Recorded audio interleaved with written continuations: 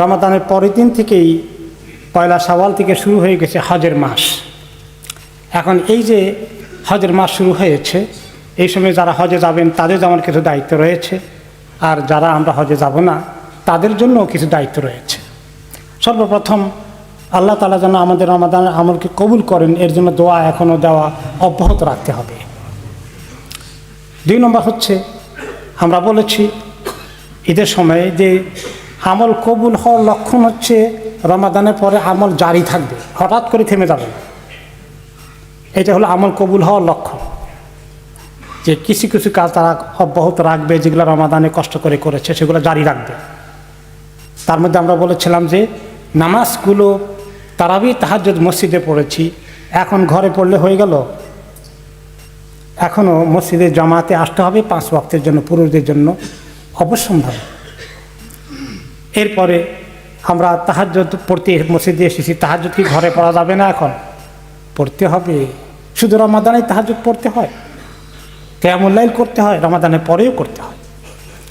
কোরআন তেলাওয়াত কি রমাদানে শুধু খতম করতে হবে, সারা বছর দরকার নাই? আর এইটা লক্ষণ যদি এখনও জারি রাখি, খতম হয়তো 1 মাসে হবে না, 2 মাস 3 মাস লাগুক, কিন্তু খতম জারি আছে। আমি প্রতিদিন পড়ি, কিছু না কিছু পড়ি। যে কে দোয়া ইস্তিগফার তো সারা দিন রাত আমাদের যখন সুযোগ আছে করা দরকার। হাঁটতে হাঁটতে বিনা উযুতে হয়ে যায়, যাওয়ার পথে আসার পথে।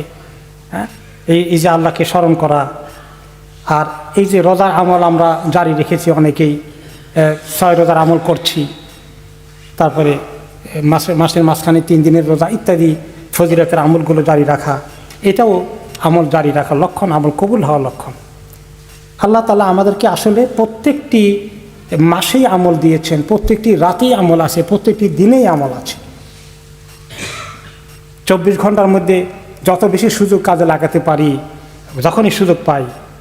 এই জন্য অনেকেই যারা দেখবেন অনেক বেশি অগ্রসর ছিলেন রমাদান মাসে, রমাদানের পরে ধপ করে থেমে যান, তাদের ব্যাপারে হাসান বসরি রহমতুল্লাহ আলাইহি বলেন যে আল্লাহ তাআলা এরা হচ্ছে ভালো মানুষ না, যারা এরকম রমাদানের পরেই একদম টোটালি সব কিছু মনে হয় ক্লোজ করে ফেললো, আর আগের মতো মোটেই নাই।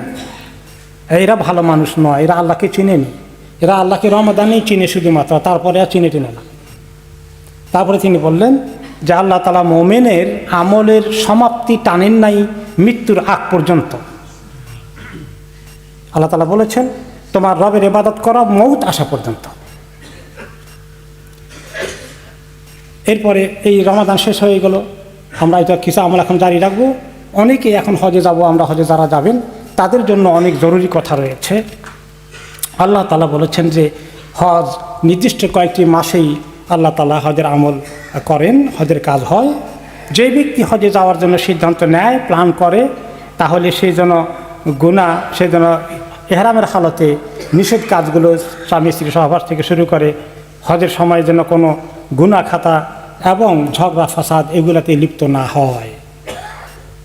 এবং তারপরে আল্লাহ তাআলা বলেন যে হজে যাওয়ার আগে তোমরা হজের সম্বল জোগাড় করো, হজের সম্বল জোগাড় করো। হজের সম্বল কি? তো টাকা পয়সা কিছু লাগবে, বুকিং টুকিং লাগবে, পাসপোর্ট ভিসা লাগবে, তার পাশাপাশি লাগবে আরও যেটা বেশি দরকার, সেটা হচ্ছে নিজেকে আল্লাহ তাআলার কাছে মাকবুল হজ করার জন্য তাকওয়া বৃদ্ধি করা, তাকওয়ার সম্বল বেশি করে জোগাড় করা। তাকওয়ার সম্বল সবচেয়ে বড় সম্বল, এই কথা আল্লাহ তাআলা কোরআনে পাকে বলেছেন।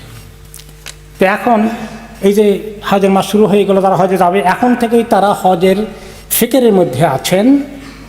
তারা কেন আল্লাহ তাআলা বললেন 3 মাস উল্লেখ করলেন যে 3 মাসের মধ্যে হজ হয়, তার মানে হচ্ছে শাওয়াল থেকেই হজে যাওয়ার প্রস্তুতি নিতে হবে। প্রস্তুতিটা 2 রকম, একটা হলো বাহ্যিক, একটা হলো শারীরিক মানে ম্যাটেরিয়াল, আর একটা হচ্ছে যে স্পিরিচুয়াল, যেটা অন্তরের মধ্যে মানুষকে আল্লাহ তাকওয়া নিয়ে আসতে হবে, গুনাহ খাতা থেকে দূরে থাকা, তওবা ইস্তিগফার করে ফেলা, তারপরে মানুষের হক নষ্ট করলে হক আদায় করে দেওয়া।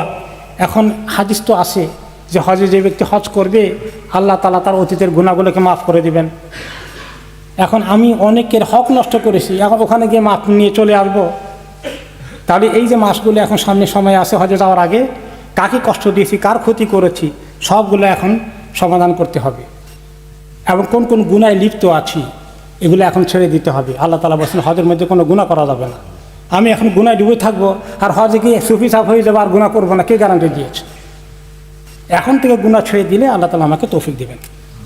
তারপরে হজ কিভাবে করতে হবে, কেমনে করতে হবে, ইখলাসের দরকার আছে, তাকওয়ার মধ্যে ইখলাস চলে আসে। কিভাবে হজ আদায় করব এটা শিখা ফরজ।